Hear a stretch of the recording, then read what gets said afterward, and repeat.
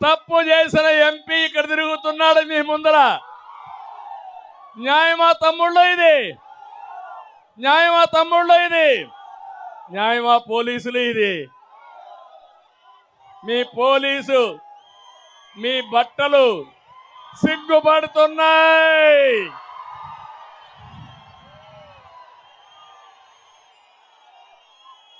రక్తపు మరకలతో కళంకమైపోతున్నాయి. అవునా కాదా? కడాన కూతురు పైనే కేసు పెట్టాడు, సిబిఐ పైన కేసు పెట్టాడు. రేపు ఎల్లుండి ఇక్కడే పోలీసుల పైన కేసు పెడతాడు. అంటే అంతకులు అరెస్టు కారు, ఎవరైతే నిర్దోషులు అరెస్ట్ అవుతారు. ఇది సబబా అని మిమ్మల్ని అడుగుతున్నా. కమలాపురంలో కడప వాసులను అడుగుతున్నా. మళ్ళీ అన్ని సీట్లు గెలిపిస్తారా అని మిమ్మల్ని అడుగుతున్నా. ఇలాంటి దుర్మార్గుల్ని రేపు మిమ్మల్ని చంపినా దిక్కు లేదు, నన్ను చంపినా దిక్కు లేదు. మనుషులను చంపేసి మీరే ఆత్మహత్య చేసుకున్నారని కథలినా మనం ఏమీ చేయలేని పరిస్థితికి వస్తున్నాం. అందుకే కమలాపురంలో కడప గడ్డ మీద అడుగుతున్నా, ఊ కిల్డ్ బాబాయ్, జగన్ సమాధానం చెప్తావా అని అడుగుతున్నా. సమాధానం చెప్పకపోతే ప్రజలు మిమ్మల్ని అడుగుతున్నా, ఒక అంతకుడికి ఓటేస్తారా అని మిమ్మల్ని అడుగుతున్నా. అంతకులను కాపాడే వ్యక్తులకు ఓటేస్తారా అని మిమ్మల్ని అడుగుతున్నా. ఏయమని గట్టిగా చప్పట్లు కూడా చెప్పండి. లాస్ట్ లో ఉండేవాళ్ళు, రోడ్డు మీద ఉండేవాళ్ళు